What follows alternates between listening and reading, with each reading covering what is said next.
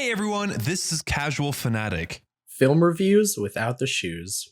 I'm Luca, your casual viewer. And I'm Cayman, your fanatic.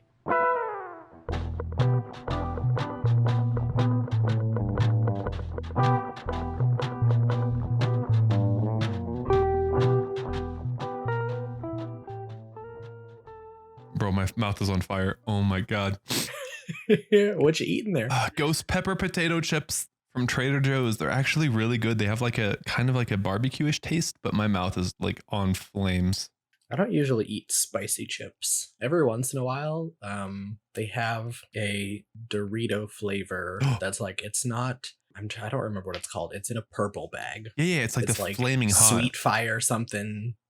Mm. It starts off when you first bite into it, like has a little bit of a sweet taste, but then the back end is where the burning comes in. Oh yeah, I don't think I've had that one, but I know they have another one that's also kind of spicy.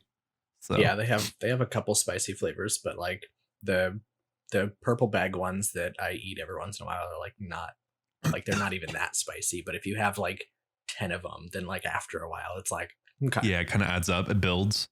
Yeah. Oh yeah, I need to keep my eye on for that one then to try it. But anyway, Cayman. Yes. What movie are we reviewing today? We are going to be reviewing Godzilla 2014. It's not called Godzilla 2014, but like there's a lot of movies just called Godzilla, so I had to specify that this is the one from 2014. Are they all the same? What do you mean? Like, are all the Godzillas the same, or is it just like a remake of the 2014 one? No. It's just like there was one in 1998, directed by Roland Emmerich, that was very different. Oh, okay. And then there was like a whole series of films that came out in Japan in the 1950s. The character is the same, but yeah. Interesting. Yeah, I don't think I'd ever seen any of the Godzillas, and it's funny because I remembered yesterday when I was watching it that I actually had a Godzilla toy, and I never knew what it was. Yeah, I never knew what it was supposed to be, and yesterday I was like, oh shit, like that was Godzilla. So I don't know if like I had that, like why I had it, if it was once my parents or something, I'm not sure, but at one point I had a Godzilla stuffed animal, but it was the Godzilla from the 1998 film, and it's not that pretty. Does it look more quote unquote scary or just like not as clean? Yeah, here, let me send you a picture real quick, because it's just out there. Huh. Like it literally just looks like a dinosaur. What in the world? That's literally T-Rex with spikes on his back. Yep. Okay. I feel like as a kid, I remember watching it and being like, cool. But also I like didn't really, like I wasn't really into movies, so I didn't really like care. I was just like, yeah, this is a movie. I enjoy movies. Yeah. But yeah, this that 1998 one was not good. Yikes. Is that to their standards or today's standards?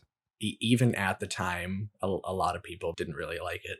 Oh gosh. This movie had an estimated budget of $160 million. Oh my gosh. Very expensive, but also it's very CG heavy, so that's probably where most of the money's going. I'm pretty sure that's the most expensive movie we've covered then. 160 million. Yeah. Yeah, I think so. Number one most expensive. And it made almost 525 million. Okay. People really like Godzilla. Is it like one of those like American pastime movies that people really enjoy? Is that why it made so much money? I mean, it's definitely like in the zeitgeist, but okay. The original Godzilla movies were in Japan, but it spread throughout the world. And so at some point, everyone became familiar with Godzilla. I think the 1998 one was the first American-made Godzilla movie. Uh-huh.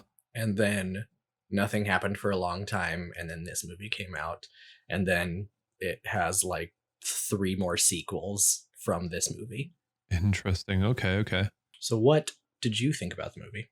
I enjoyed it. I enjoyed it thoroughly. Just there were some things that like kind of were obvious to me as a viewer that were like just not like well done or not correct. And I only have a few of these points. Quite honestly, I only have 2 of them, but they were like sore thumbs to me kind of.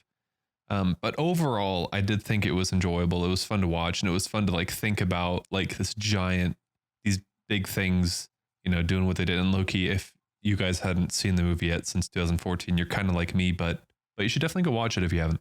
Yeah, for sure. I think this is definitely worth a clean watch if you haven't seen it. This is one of those that I would highly recommend watching it before listening to us talk about it. 100%, 100%. I would put this movie at probably a 93%. Okay, okay. I feel I'd maybe give it like 85. Mm-hmm. I guess we should go ahead and play. Is it fresh or is it rotten? Guess the percentage of positive reviews out of all the reviews this movie has gotten. All right, so we've both given it a pretty decently high score. Yeah. Do you think that a lot of people agree with us, or do you think only a little bit of people agree with us? Man, I fucking hope a lot of people agree with us. I think a lot. How many lots? I'm not sure. Maybe like 90. I'll give it a 90. 90% of people. 9 out of 10 people like this movie. Yeah. Is your guess? If you tell me 3 or something, I'm literally just stopping. I'm kidding.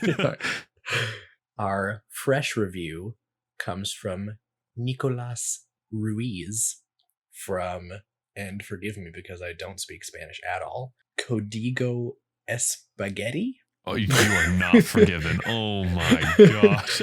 I honestly have no idea how to pronounce this. Oh gosh. Okay. Nothing in Spanish is spaghetti, okay? Listen, it looks exactly like spaghetti. Oh my gosh. What did he have to say?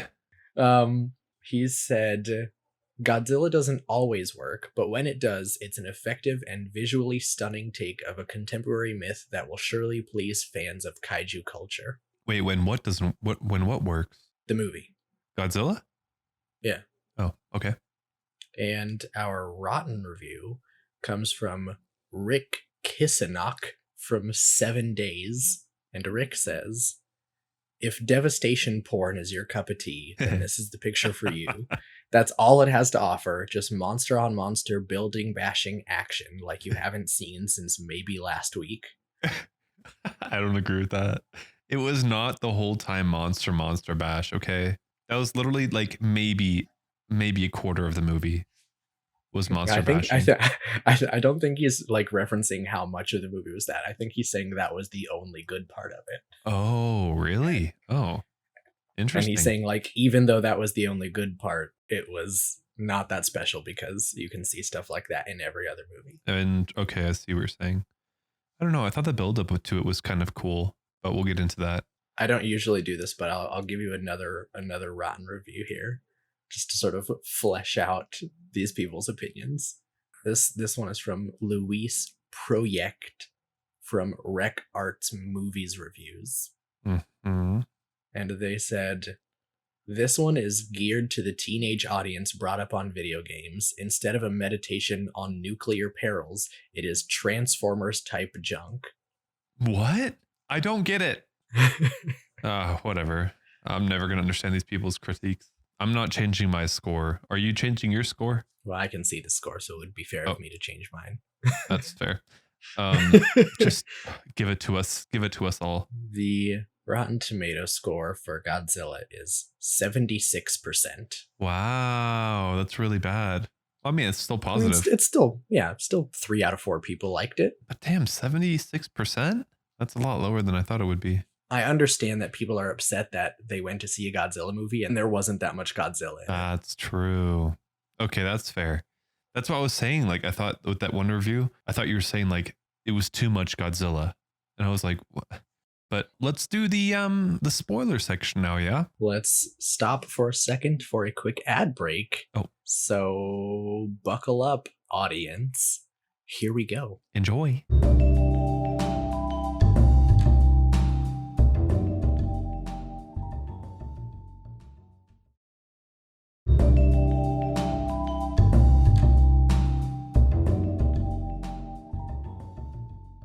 Oh, that was a good one. It's always good whenever we hear those ads. You know why, Cayman? Because you just love making money. Yep, we love making money and we love informing the audience about, some good stuff. All right, well, let's go ahead and get into the spoiler section. Ladies and gentlemen, please welcome the spoiler section. If you don't want to know what the movie's about, don't listen. So, one of the, I guess, most frustrating parts for me was the lack of Bryan Cranston, who, if you don't know, was the father character in the movie. And you probably, I'm assuming you don't remember the commercials from when this movie was coming out, but the No. trailer for this movie was like 70% Bryan Cranston and like really made it seem like he was going to be the main character. And then in the actual movie, he's in like maybe 20 minutes and Yep. then dies. Yeah. That's actually one of the things that I wrote down too. Yeah. That was one of the things that like really ticked me off. I literally wrote down, I said, killing dad off so early was dumb. Yeah. It's just like, and everyone knows that he can give a really good performance. And I think in the scenes that he's in, he does give a really good performance. Yeah. And so taking him out of the movie so early, it just makes it less exciting. Like the I agree. the scene where the reactor is breaking down and he like has to say goodbye to his wife through the freaking tiny little glass window while she's suffocating on radioactive gas. I'm like, which was that was an emotional scene. Yeah, it was. And then, the door closed on him. And I gotta say though, like there were, and this is like just tiny nitpicky stuff, but like it did kind of bother me how late the second door was. True. Like he pressed the button to close the door and then he's like sitting there crying and then they have their like sweet goodbye moment and then like freaking like 5 minutes go by and then a second pair of doors close. I'm like, if this is trying to contain nuclear radiation, that should have closed immediately. Like, yeah. That was like, what definitely, is this door? And I kind of think also like, yes, it was like a nice sentiment to the wife, but at the same time, it was kind of cringe for me to like for the wife then to come up, because when he closed the door, like she was already so far behind and the gas was like already everywhere. And like, if you've ever been in like some thick ass fog, you have no idea where you're going. Right. For sure. And that hallway was super fucking long. And there's no way, I don't think there's any way for him to be able to run around the corner. All of them, by the way, run around the corner and then, run up to the door and start banging on it. I don't buy it. Also, like, obviously I've never seen an actual nuclear plant breakdown, but right. I feel like the radiation isn't just like this perfectly visible cloud of smoke. Like you probably got radiation poisoning before that smoke catches up with you. And here's the thing, like, I don't even think that was radiation poisoning. I just think at one point he like said he was like, oh, you won't last 5 seconds with or without the suit. And I'm like, what does that mean? Like, obviously she wasn't like choking to death, so it's like, but like usually the danger with severe radiation poisoning is just like you get super cancer. Yeah. Right. But I'm like, yeah, that's bad, but they'd probably starve to death before the cancer killed them. Right. And here's why I also don't think it was like adding on to what you're saying, because I totally agree. When they, in the middle of the movie, when they were talking about how that monster thing made its way like underground all the way over to the plant to basically suck its or eat its the harmful chemicals, radioactive waste. I think that's what that was. It was like coming up from underground and all they saw was like the smoke of everything collapsing, right? I think it was probably a mixture of both. Like, I think the smoke might have been from the monster, but also like if a monster is coming up through your nuclear reactor, it's going to fail and there's going to be radiation all over the place. Yeah, that's fair. But you know what it should have been instead? A giant fucking ball of fire, just like flames coming down the hallway. Crazy. That's what it should have been, not little smoke. Yeah. And then she takes her suit off. And I thought what they were going to do was like, put like super corny, put their hands on the window or like kiss the window. But I also thought it was kind of lame that the other guys that were like with her, yes, they were dying and they're desperate, but like why you banging on the door like anyone is gonna open that? it. Like you really like at that point you know that if you are any sort of scientist, which I'm assuming all of those people were, 100%. they know that they're already dead. 100%. So yeah. It's too late for you. Yeah. At that point, it's your job. Like, you know what they would have probably with them? Like those pills that you'd bite on and like instantly kill yourself with. I mean, maybe, I don't know. I feel like that was one thing. Okay. And here's another thing, right? Yeah. I'm kind of skipping ahead. Well, I guess it's the same time almost. Well, but before you get too far ahead, I had one Oh. more thing about Bryan Cranston. That, I mean, like I said, loved his performance. I wish he was in the movie longer. But there was one other thing that kind of bothered me. Oh. Is I feel like, I don't know, it felt a little, what's the right word to use? Like colonial. That Ow. like Ow. I don't know what his job position was, but it seemed like he had a fair bit of authority. Like in the beginning, we see him on the phone, and it like at first it sounded like the person he was talking to was his boss, because he was like apologizing. He was like, "Oh yeah, like totally trying to give you all the respect and stuff." But then at the end of the conversation, he said something like, "I don't care, just get it done." Right. And I'm like, so wait, is that your boss, or are you like their supervisor? Like who's in charge in this conversation?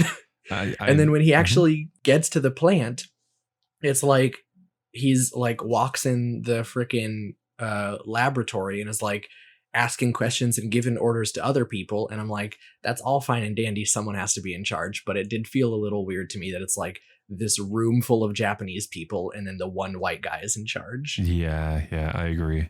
But he did seem kind of cuckoo. Like he did seem like a cuckoo scientist, you know? Yeah. Yeah. Anyway, you can get back to what you were going to say now. Yeah. No, I was just going to say, when the monster was escaping, the first monster that we meet that was at that plant many years later, when the dad and son went down to check it out, right? Yep. What I did not like when the plant was like, they separated the dad because they took him into questioning, and the son was still in that vehicle, the car, right? The police van or whatever it was. Yep. And then the dad climbs up, like after being interrogated for a while, like asking to see his son to make sure he's okay, climbs up onto like the scaffolding, and the cranes begin to fall because this creature is waking up, right? Right. Yeah. Right when the crane begins to fall, it like the son is still inside the van, and it smashes part of the van, and the dad literally yells down to that, like this is what I wrote: why dad yelled forward when he didn't know where he was when the cables collapsed. Like the dad is up there asking for his son, and then he like the thing falls. He's like, Ford, like watch out, Ford. I'm like, oh. I was thinking that same exact thing. I was like, how do these two people know where each other is? Because the same thing happened when Ford got out of the truck, and then he like looked up and saw his dad like halfway across the freaking site. Yeah. Like it doesn't make any sense to me, and I'm glad. I'm glad you noticed that as well, because it was triggering. That's like those two things, those two primary things at the beginning of the movie were like the cringe ones, and then and don't even get me started on the son, like all of a sudden becoming like the expert on this, although he doesn't know jack shit except for like this one thing his dad said. Like that's such a stupid thing that like as soon as his dad dies, which also I remembered that he was gonna die, but I didn't remember exactly when. And that like pissed me off even more, because like that crane falls and you see the bridge collapse and he falls, and I was like, oh shit, is this the death scene? Like he just died just now? And I was like, what the fuck? I don't remember it being so quick. But then like they just draw it out so long, and you like see him being put in an ambulance, and it's like, okay, maybe he's still alive, and then he's like in a helicopter Being like, flighted. And then here's the thing. like in the helicopter when they were all in there, and that Asian guy and the white lady look at each other, right? As if they knew something. I thought they were going to inject him with like some super top secret serum that will get his heart beating again, because he was like losing, like, I don't know. He was just dying up there. He was flatlining. And I thought they were going to like, you know, cut scenes and then like, you know, his son's like waiting for him and his dad comes out, that kind of thing. And they start, you know, doing this thing, teamwork, dad and son together. But no, they just fucking kill him. Yeah, and it, like, there's this whole thing, the ambulance, the helicopter, and then even at the end of the helicopter scene, he like, it looks like he kind of died, but they play it in a way where you're like not certain, and then it's like 3 scenes later, you see them like finally zip up the body bag, and you're like, oh, okay, he's dead now. Yeah. I'm like, why couldn't he just die in the beginning if you were gonna do that anyway? It was 100% the hope factor. They really would just wanted to piss us off, because they literally killed off their best actor in the whole movie. So awkward. But yeah, like you said, the idea that there's this great scientist and then he dies and they're just like, oh, well, we'll take your son. I'm like, no, that's not how this works. Right. He doesn't know anything. He literally doesn't know and doesn't care. And he said that too. Yeah. He was like, I just thought my dad was crazy. And that's okay. So this actually reminds me of another stupid thing that the organization is called Monarch, which is this like top secret organization, whatever. But the other stupid thing that this just reminded me of, because obviously they go back into the quarantine zone to like find his little floppy disks, and they had like just made a point that he got arrested for going into the quarantine zone like a week earlier, and they get arrested again, but then instead of just like kicking them out or like sending them to jail, they bring them to the top secret location. And I'm like, what are they doing? Like, I was thinking the exact same thing. So for me, it was like they were at home and they saw the site like across the river, and I was thinking to myself, like, damn, like all these police cars, like all these helicopters, how are they going to get over there? And they literally got driven over there by the people. I was like, what? This is not how you arrest people. Right. You take him away from the site. So that was kind of dumb. Yeah, I feel like the beginning of the movie had like the most hiccups, I would say, that I like noted, because like obviously the second and third and fourth half, or I guess the second half of the movie. 4 halves. Yeah, you know, I divided a lot in my head. No, like the second half of the movie was basically a super simple storyline that was just like fun to follow, because there was no like critical thinking involved. I definitely, I had like overall problems with like the second and third act, but I feel like the beginning is where I had very specific problems. After all of this happens and the Muto wakes up, like everything after that, I'm just like, it's more general, the issues that I have with it. Yeah. Speaking of the son, Aaron Taylor Johnson is the actor who plays Ford Brody, and he was probably the weakest performance in this film. And it really bothered me that there was so much time spent with him, because I just wasn't feeling anything. I 100% agree. I think he was just like, I think the performance with him and his dad was weak, like that he gave out if you were like a hurt son and whatnot. And I also think that he was just, for me, like one of those typical military guys, and he didn't even play that well. So yeah, and there's like the perfect example. There is a scene later on in the movie where Elizabeth Olsen plays his wife, Elle, I think. And there's a scene later in the movie where they're like on the phone with each other, and she's at work at the hospital, and he calls and he's like, hey, I'm coming to get you. I'm going to get you out of the city. And she like hasn't heard from him in like weeks. And so she's like breaking down crying, and it's like this super emotional scene, and I was really feeling for her. But then his half of the phone call was like so boring, and I just felt like he didn't care at all. And it was like, it's kind of irritating. Like maybe he was like trying to, you know, take part and, you know, be like his dad. You know, his dad didn't care too much for him because of his job. And I think he was doing the same thing. That's not at all what I got out of it. Yeah, I mean, doesn't excuse poor performance either way. There were just a few things in there that was just like the scene where he fell off the bridge and then he like wakes up somewhere like covered head to toe in mud, just like sitting up somewhere. Yeah, he totally just like lucks his way through this movie. Yeah, like He's everything like, is luck. yeah, he gets picked up by the secret organization, and then they like take him to a random military base, and then he's like just walking around town at the same exact time that a train is passing through going to San Francisco, and so he gets With on the train. Nuclear bombs.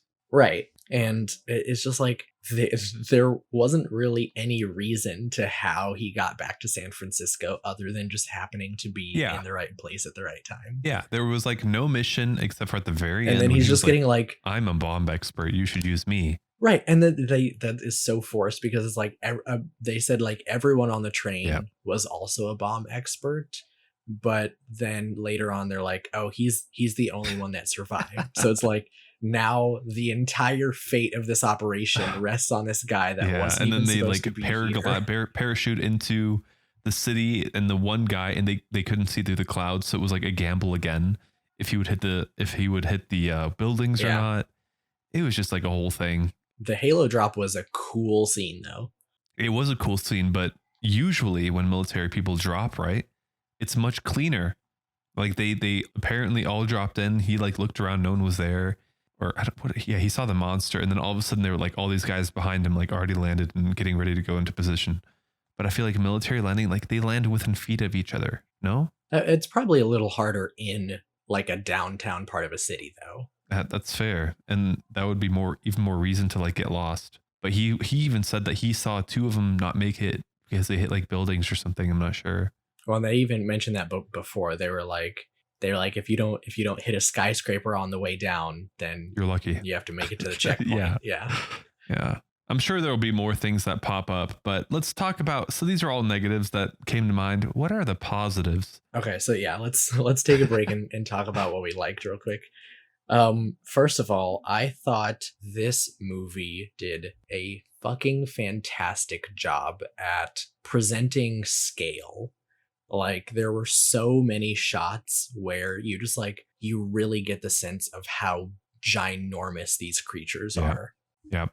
Like, Godzilla comes out of the ocean and it like causes a freaking tsunami, and then there's the shot where like the soldiers shoot the flares up into the sky, and it looks like they're going really high, and then you see them pass by Godzilla, and it's just like his thigh. Yeah, it's like his like. You're like, holy fucking shit. That was, and one time he was like in mid city and he was like standing straight up, and he like literally bumped into the building, and it was like his height almost. Yeah, and you're just kind of like, dude, what? Or like at the airport, you see like the Muto lands and destroys some planes, and there's like all these explosions going off, and everyone inside the airport is screaming, and then you just see this like humongous Godzilla foot come down, and everyone is like immediately silent. And I was like, that shit's tight. I thought that was kind of a funny scene too, because right before we saw the foot, like one plane exploded, and then the wing flew onto another plane, and that plane exploded. Yeah. And then something from that plane went onto the plane next to it, and that plane exploded. And you know, like that's not really how it works. But yeah, I mean, probably not. But yeah, I've never watched a plane explode at an airport. So. I have neither, but that was just too much. Like 3 in a row, just like right next to each other. But yeah, all of the scenes where you can see like a human being next to one of these creatures, and like it is just mind-blowing how large they are. Yeah. I also thought like when the big mother and Godzilla started fighting, it was really cool. I thought the male version of the quote-unquote bad creature was just really fucking annoying. The Muto. Yeah, I'm glad when he died, but like I thought the Godzilla and the mom fighting scenes were sick because they were both like the same size basically. Yeah. Oh, and another part was when Godzilla was down at the very end. He was tired or whatever, I don't know, taking a break. And the Asian professor, doctor, scientist was like standing there looking at him, and then all of a sudden like he breathed and like his eye opened. That was pretty cool too. I enjoyed that part. I loved the sound design of the Mutos and Godzilla. Like Like just all of the like weird little noises that they made and the roars, like the rumbling. Gorgeous. Absolutely gorgeous. I agree. Yeah. I feel like they should have and could have definitely milked also when the mom laid all the eggs, right? And then Ford went and basically caught them on fire and blew them up. I feel like they could have milked that more rather than like them stop beating up Godzilla, coming back to look at the eggs and then like crying out in pain. Like either after that, I thought she was going to go on like a rampage and start destroying shit because that's what any parent would technically do. I don't know. Not necessarily. People have different reactions. Maybe, but she was pretty pissed off when the eggs died. I liked the idea that like, because you really get the sense in this film that like none of them are really monsters. Like the Mutos weren't set out to destroy anything. That's true. They were like literally just wanted to make some babies. Yeah. But they were, I guess you're right.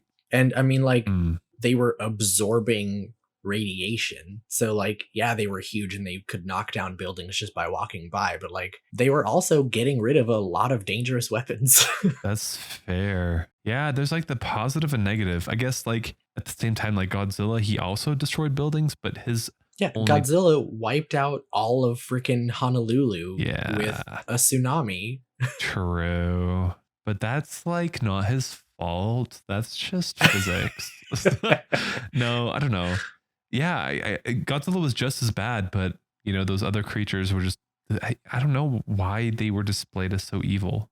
Yeah, and that's another thing that I had on my dislike list is at the end when Godzilla's leaving, like you see like crowds cheering for him, and I'm like, absolutely no one would be cheering for Godzilla. It doesn't matter if he killed the other monsters. He probably killed thousands, if not millions, of your loved ones. I agree. Yeah, that part I didn't get either.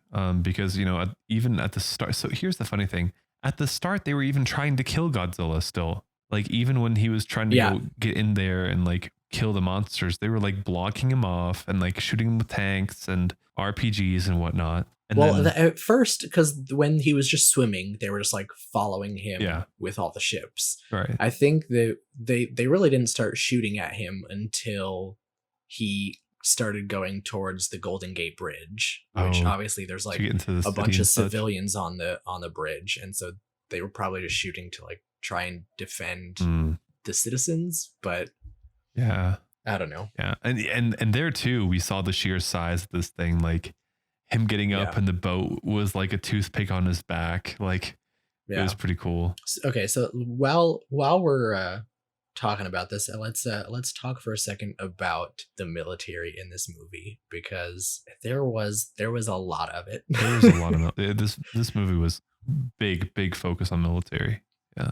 And I feel like a lot of it could be like interpreted as almost like propaganda-y, like, ooh, wow, the military is so cool. But I feel, I don't know, something was like so different about the way that the military was portrayed in this film. Yeah. Where I feel like normally in a movie, like what you want to do to emotionally connect people to your main character, if your main character is a soldier, like we have in this case, is what you would normally do in a movie is you have all of the like big wigs in the offices, like making decisions, and they don't understand the situation, so they're just like telling you to do things. And then you have boots on the ground who are like, because they're physically in the environment and they have firsthand knowledge of the situation, they don't follow orders, or they like do something differently, and that's what saves the day. Yeah. But I feel like they almost did the opposite in this movie, where like all of the foot soldiers just seemed really stupid. But then when I was thinking about the overall plan from like the admiral, I was like, no, that makes perfect sense. Like you should definitely do that. Like, because their plan was, they were like, oh, we're gonna take a nuclear bomb 20 miles offshore, and because the monsters are attracted to radiation, they're all gonna move out, like way out in the middle of the ocean. And then once they get there, we're gonna drop another bigger bomb that should hopefully kill them. And then it's like frickin' Dr. Sarazawa was like, no, don't drop the bomb. Godzilla will beat them. And I'm like, no, but Godzilla is still dangerous inside the city. Right. If anything, take them out into the middle of the ocean, and if the bomb doesn't work, Godzilla can kill them way out there. Right. Like, none of this needs to happen near San Francisco. True. And then he brought up, like, you know, Hiroshima with his pocket watch, and he was like, my dad gave me this. Yeah. And I was like, Oh, another thing, this is like not really related to the quality of the film, but the admiral, I don't even remember, like William something, Admiral William, whatever, the guy that was like in charge of everything. The actor that plays him is also on a show called The Expanse. Mm-hmm. And I watched this movie like when it came out in 2014, but now watching it again after having watched The Expanse, I couldn't separate him from The Expanse. Wait, and I was like, why? it felt so weird to see, because he has a different accent and he looks different, and so it felt weird for me seeing him just be like this random American general. Oh, I see what you're saying. Yeah. Do you think that, when did this movie come out? Like the original you said earlier in the movie. Oh, or podcast. The original Godzilla came out in 1954. Do you think that they were playing kind of a metaphor that Hiroshima was Godzilla? Well, that was the entire point. Oh, okay. Like it's much more obvious in the original movies. Like, Godzilla is a metaphor for the dangers of nuclear weapons. Oh, okay. Yeah, I didn't know that. I just kind of thought, you know. Yeah, and like the entire like mythos behind him in the original movies is that like he was created because of a nuclear bomb. Interesting. Well, then I think it's really funny that he's the one that kills. Wait. In the original, did they also have these other monsters, or was it just him destroying shit? I think the original was just Godzilla, but that makes sense. Okay.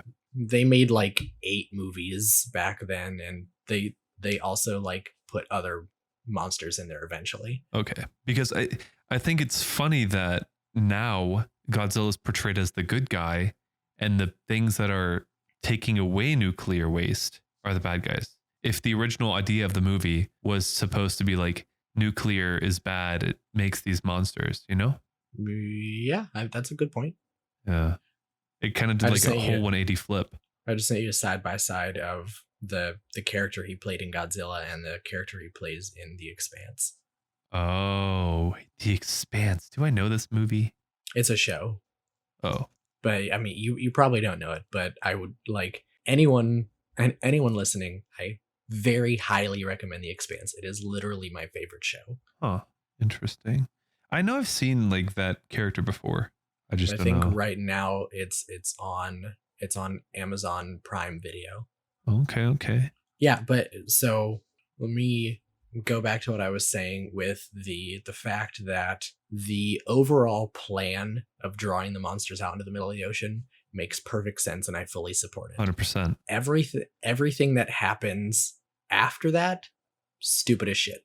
No, I agree. Transporting this bomb by train that's moving like 10 miles an hour, stupid. Like, you've already admitted that the monsters are attracted to this bomb. You have to know that the train is not going to get to the coastline faster than the monsters can get to the train. Yeah.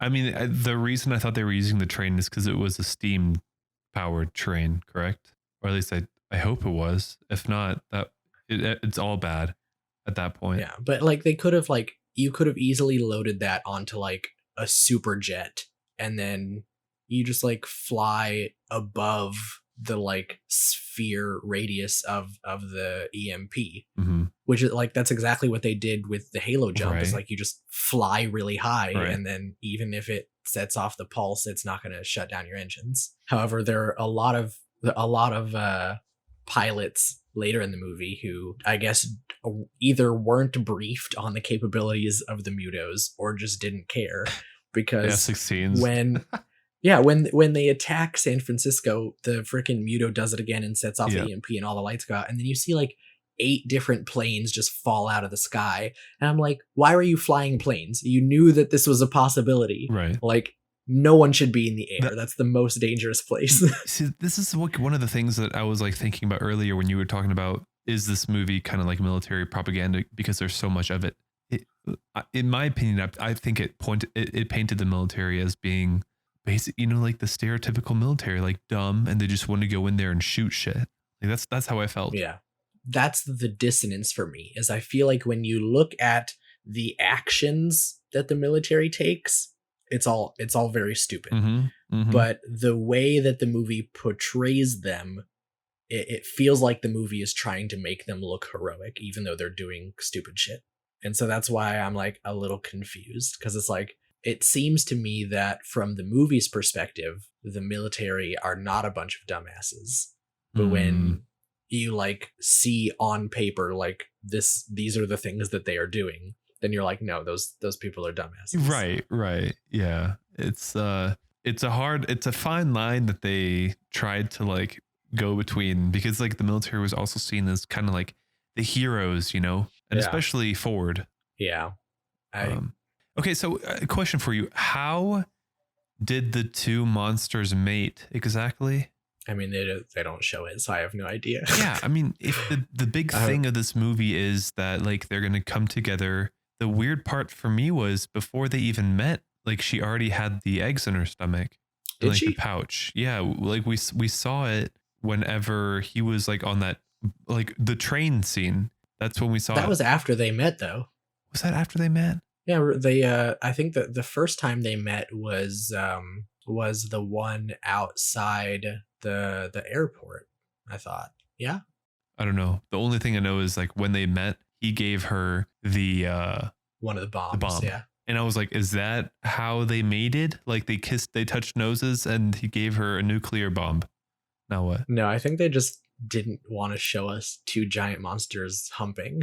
I mean, they didn't have to show them humping. They could, I mean, it could also be like creative.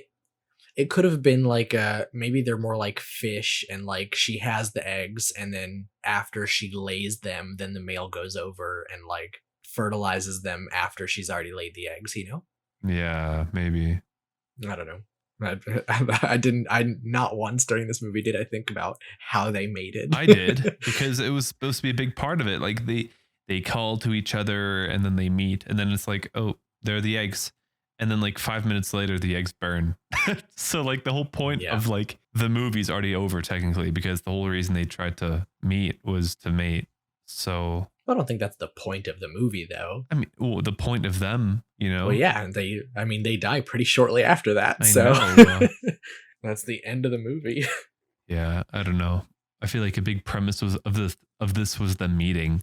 So I feel like they should have done something cool with like either how they lay the eggs, or I don't know, something about the. I mean, it's just like, I don't know, building tension. Too much tension, and then the tension was gone way too quick too.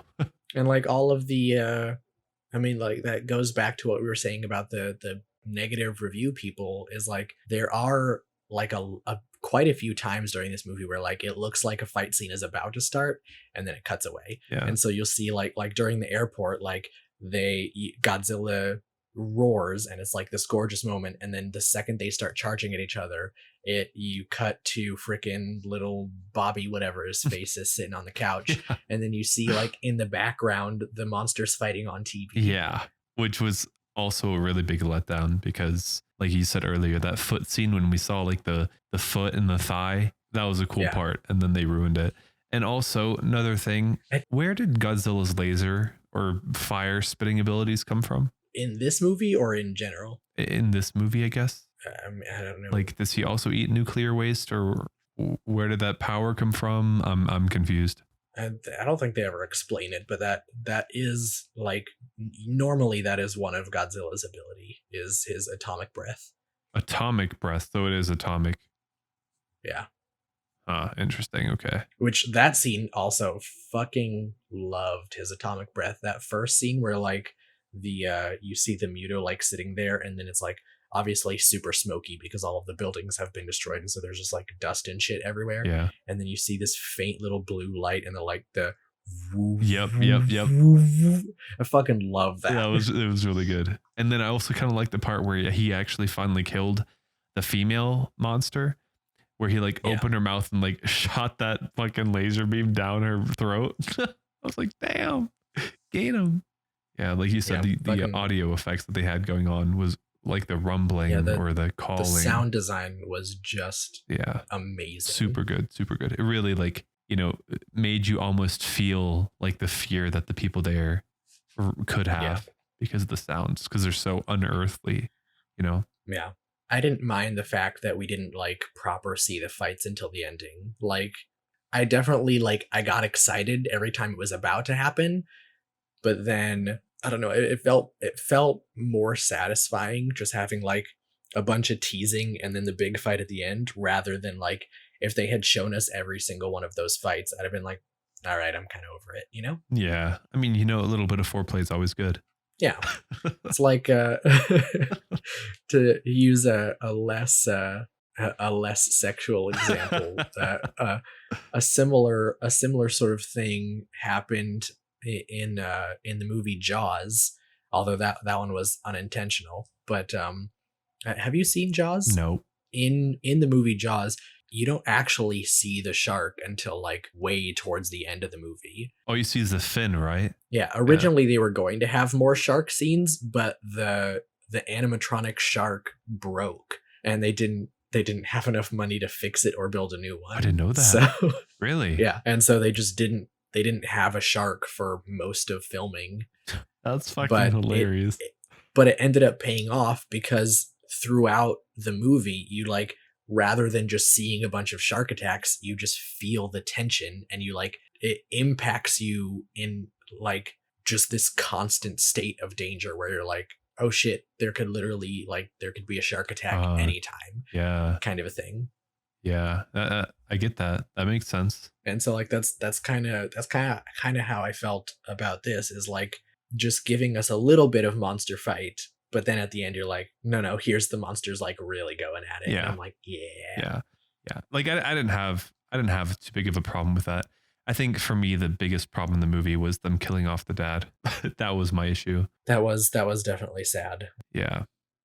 But back to the fight scene, just another thing that I thought was great. I mean, the whole entire fight scene is amazing, but when he kills the male Muto, as he's like flying around and he keeps biting him and then flying off and flying back and like stabbing him and flying off. Yeah. And then the last time he like, you see him swooping in, it's this big thing, and then like right as he comes in, Godzilla just like turns around and just thwomp, like tail whips him. Yeah, smacks the shit out of him into the building. Yeah, it was so satisfying. Just smacks him right into this building, and there's like giant pieces of the building sticking through his body, and I'm like, that bitch dead. He got fucking shanked, and then the building fell on Godzilla. So yeah, Godzilla also got real fucked up. He got fucked up, and then it didn't even show him like getting up after that building hit. Really, just kind of there he was again. Yeah. Okay. I think the last thing that I had to talk about, because I mean we're at the end of the film anyway. Yeah. But the bomb on the boat, honestly, everything that happens with that bomb, I like weird. It just didn't make any sense to me. Nope. Ford went before they start the mission, before the Halo drop even, they're like, how long would it take to disarm that bomb? And Ford is like, if I can get access to it, I can disarm it in 90 seconds. And I was like, that is stupid fast. And when they get to the bomb, they give like 3 yanks on the little door, and they're like, well, I guess we can't get in. Yeah, they're like, it's too and they much. just give up. Yeah. I'm like, it was what, like 25, 30 minutes still left on the clock. And they were like, nah, fuck it. Let's take it to the boat. I was like, no. If you spent like 10 minutes and pried that door off, you could just disarm the bomb. Yeah, 100%. Like when they finally make it to the boat and freaking Ford is taking forever because he had to light the eggs on fire or whatever. But he gets there, and obviously the mother Muto is attacking everyone, and then they just like keep shooting their guns, which I'm like, I understand that like this is a life or death situation. And that's like, first of all, that's the only thing they've been trained to do. And second of all, you're like, if I'm about to die, I might as well try to do some damage kind of a Empty my thing. clip. Yeah. Right. But like, obviously those guns are not doing anything. No. And like the people on the bridge, she crushed the people that were on the boat shooting, and then people on a bridge behind her start shooting, and then those people get crushed, and then more people like up on a higher level start shooting. And I'm like, if you stopped shooting, she probably wouldn't even notice you, and you could survive and you like help out with the bomb. Like by shooting at her, you are drawing attention to yourself, and that is why you're dying. Yeah, I agree. It's interesting because like you say, like she might not notice them. I think like she wouldn't care about them. She would notice them because like, remember that bridge scene when they were like hiding from her? Yeah. And then she like noticed him, but then the same thing, she noticed him also after he burned the eggs. Yeah. And like he didn't make any sound. So I feel like she's like very aware. But of course, like Yeah, people shooting at you probably. is just fucking annoying as hell. So like you're gonna die. Like Yeah. I can imagine like us being like giant people, right? And I mean, it's just like getting like an ant bite. right. Like it's like, obviously it's not, even if you get 50 ant bites, like it's not gonna kill you. I mean, as long as they're not like weird venomous ants. Right, But like right. just a normal ant bite is not gonna kill you. No. But it is annoying and it's gonna hurt. And so you're like, fuck you, ant, and you crush and it. you fucking smash the shit out of it. Yeah. Yeah. And that's exactly what they were doing. I mean, I don't know. Like at one point they're like, for like the military, like there has to be like some kind of a say of like ceasefire. Like you're not doing yourself any good. Yeah, I don't know, man. Like even the tanks didn't do jack shit to them. So like, also, I don't know how, because it looked to me, I don't know, maybe I didn't see it correctly, but it looked to me as if she like knocked off the back half of that boat. And so then when he like turns the boat on and gets it moving, I was like, how does that boat still work? yeah, I don't know. I might have missed that. I don't know exactly what she did to the boat. I just know all of a sudden, I think she EMP'd or something. I'm not quite sure. I'm pretty sure she just like smacked it or like she? bit it or something, because there were people on the boat and she killed them with something, and an EMP wouldn't kill them. I don't know. I don't know either. But anyway, so he gets on the boat and tries to open it one more time, and there's like 13 minutes left. So he like puts the boat on autopilot, which is like also confusing because it's just like this old like boat, what old rinky dinky what boat, is and it has autopilot. And it didn't look like he didn't set an address or anything. He just clicked autopilut and then laid down. I'm like, I think he did. It was like in the middle of the ocean. I must have not seen that. It was like really quick. Even then, like I don't know if that was like it setting it or if it was just like a map. I'm not quite sure. But even then, this just looked like some old guy's like fishing boat. Yep. I'm like, does he have autopilot? And this is another thing that I want to bring up. Like the military's backup plan was to bring this giant nuclear device to a boat and then last second go out, right?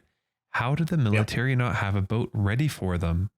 Like a speedboat? You'd think that they would, but they did not. Yeah. It came up. It was in my mind. It was like, why didn't they have a speedboat? Why are they in a fishing boat right now? Speaking of a speedboat, is like literally, and because I thought about this while I was watching. And first of all, because you see, obviously he sets the autopilot and then like passes out, and then you see a helicopter come and rescue him. Right. And while he's in the helicopter, in the background, the boat like goes off to the distance and then explodes. Right.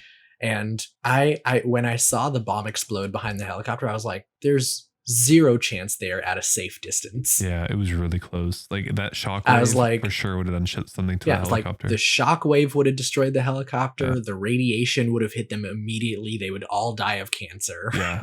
Yeah.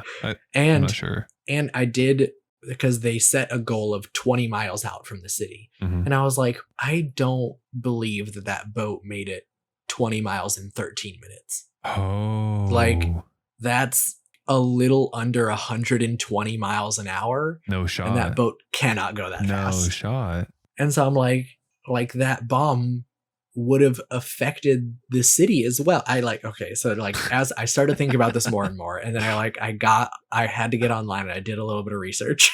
Yeah. So the strongest nuke that the US military has currently is the B-83, which I'm assuming if you're dealing with a giant monster, you're probably going to use the strongest nuclear weapon you have. Maybe. So I use that as my reference. The B-83 has a 20-mile blast radius. I was like, okay, Perfect. that makes sense. They said 20 miles out, but first of all, that's like cutting it very close, putting it right at the edge of the blast radius. There. But also, the blast radius is just the initial explosion. Yeah. The radius of the fallout Like is what, 50 way feet? bigger than that. 50 miles or something? Yeah, it's ginormous. Like I couldn't find a precise number for it because obviously like the radiation radius is going to change depending on wind currents and things like that. But like it's definitely bigger than 20 miles. Oh, for sure. Yeah. I mean, you have the initial blast that's like zone 0, and then zone 1 is like, the closer loop around it, which is basically just 100% destroyed. Like if you look up nuclear, I mean, they did this way back when they tested all this nuclear stuff out. There are zones, like you said. And if that one zone of just the blast radius is 20 miles, that's a problem. Yeah. And there's definitely going to be another giant tsunami wave coming into the city. Yep. So you have the tsunami from the blast, the actual blast, because like we talked about, there's no way that boat made it 20 miles offshore. Yeah, no shot. So the actual blast would hit the city. The fallout would turn half of California into a quarantine zone for years. Mm-hmm.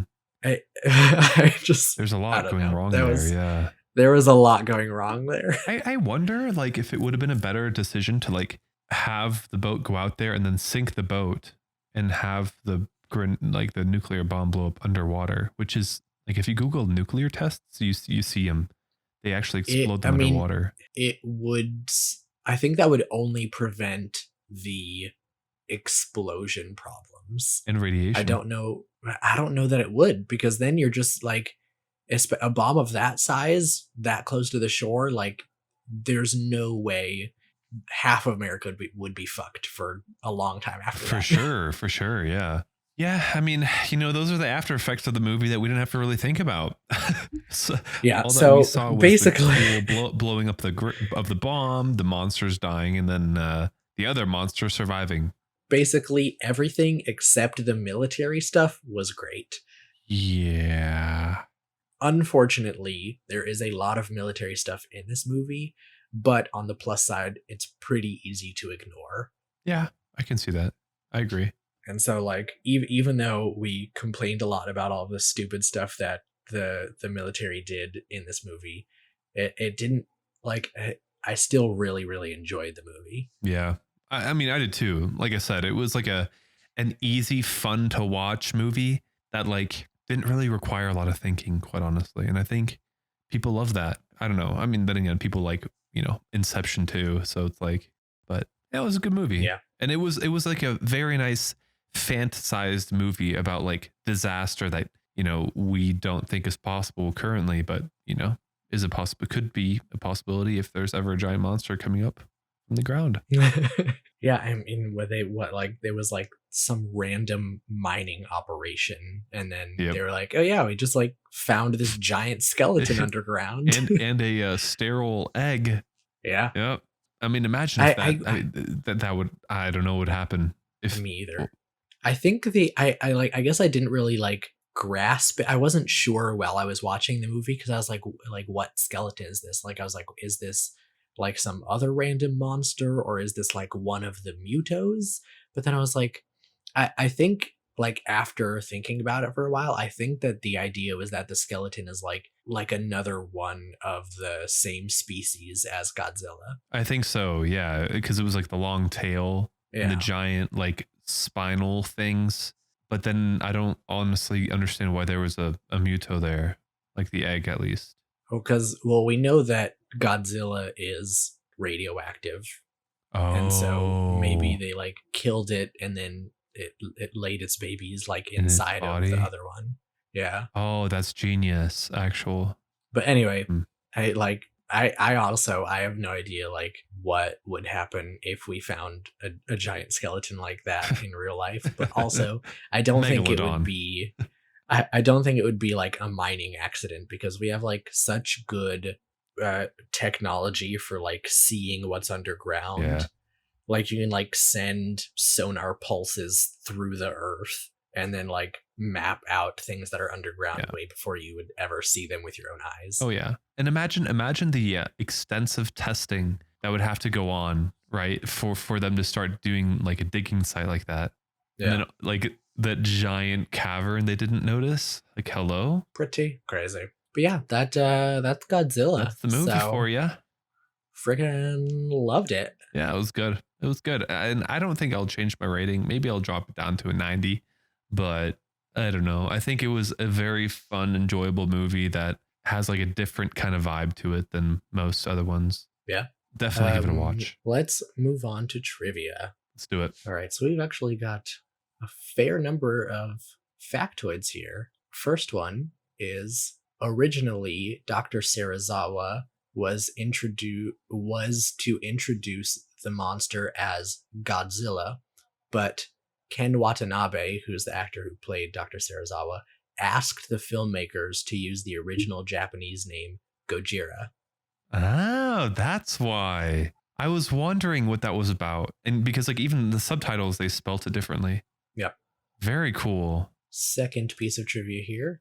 Toho Studios, which is the movie studio that made the original Godzilla movies, provided the sound designer Eric Adel with the original 1954 recording of Godzilla's roar. He then modified it to sound more organic. Wow. That's pretty cool. So he obviously had the Godzilla sound, but he didn't have the other monster sounds. Yeah, the Mutos were original to this movie. They're not from any of the older movies. Okay. Very cool. Wow, that must have been like fun for him to play with, like getting the original audio from like the original Godzilla. Like, ooh. Yeah. Director Gareth Edwards and the design group reviewed all the previous incarnations of Godzilla's design for inspiration on the final design. There's a quote here. He said, "The way I tried to view it was, imagine Godzilla was a real creature, and someone from Toho saw him in the 1950s and then ran back to their studio to make a movie about this creature, and they were trying their best to remember him and draw him. And in our film, you get to see him for real. It was important that this felt like a Toho Godzilla." Yeah. Okay. That's a cool, good way to think about it. Yeah. Okay. Next piece of trivia here is that the skydiving sequence was actually shot by a real life team of professional skydiving photographers. Oh, that's sick.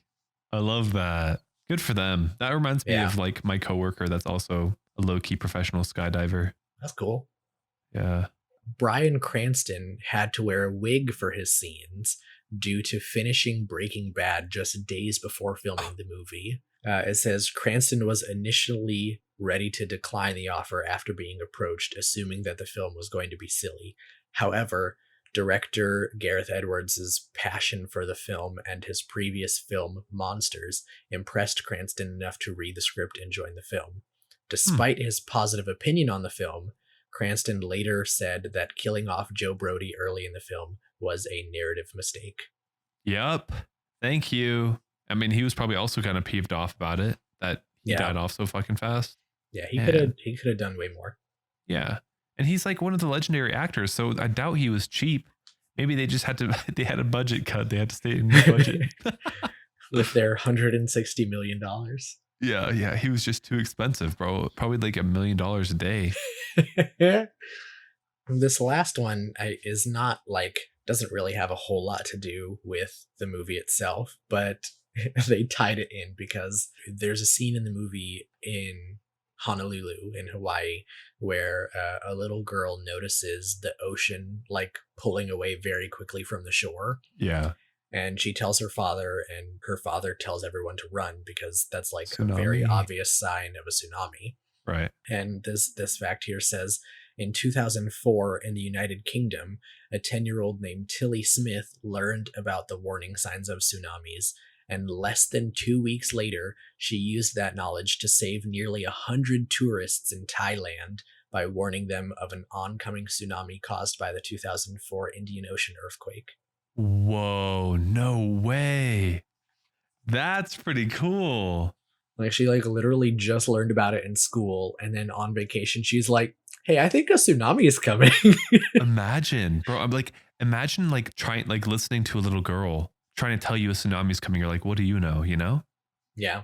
That's pretty cool. Good for that little girl. I like that they put that in there. They kind of tied it in, I guess, with that because she also saved people's lives. Yeah. Although a lot of them also died. Also true, because they're like you can't outrun a tsunami like that. No, and that was also kind of one of the cringe scenes when they went to the double doors and the glass didn't break. Yeah, I honestly I completely forgot about that, but I definitely remember thinking that when it happened. I was like, those doors aren't strong enough. No shot. Like, no, you can kick the glass and it would break. Like, imagine tons and tons and tons of water.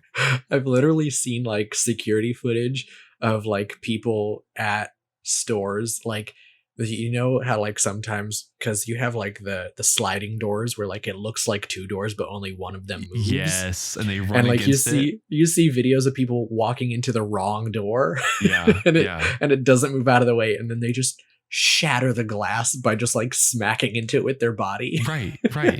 That's exactly what I thought too. I was like, there's no way this fucking door and these glass is gonna hold up against this giant wave. Yeah. But I'm glad they didn't die with the little girl. That would have been sad. A lot of other people did though. Yeah, true. But we didn't care about them. They weren't the main focus here. But yeah, that's all of our trivia. Awesome. Good stuff. Good trivia for a good little movie. And would like to take this opportunity to say, if anyone listening also loves this movie, or if you did not love this movie, if you absolutely hate this movie and want to tell us that we're dumb and stupid and don't know what good film is, go ahead and let us know. You can send an email to casualfanaticpod@gmail.com, or you can yell at us on Twitter at cashfanpod. Don't let us know. No, please let us know. I'm kidding. Now they're going to get confused. Right. Like, oh, should I say something or should I not say something? Wait, what? Yeah. Add us. Tell us what you think we should watch next, what you would like us to review and whatnot. Just let us know. This is a lot of fun. We do this for the viewers. And thank you to, again, everyone who listens. Yeah. And I hope you guys have enjoyed our slightly different format that we're trying out here. Mm-hmm. That's also share your opinion on that. Yes. Want to know what you guys think. Yeah. And as usual, if you would like to help to support this podcast, the best thing that you can do for us is to simply tell other people about the podcast, get more people listening, because we just crave your sweet, sweet ears. Mm-hmm. Hit that share button and send it to your family and friends. Go to work, put a poster up on the break room fridge. Facts. Facts. Especially if it's like a movie that you know one of them hates or loves, you know? Yeah. Perfect. This has been Casual Fanatic. Thanks for listening. Thanks for listening.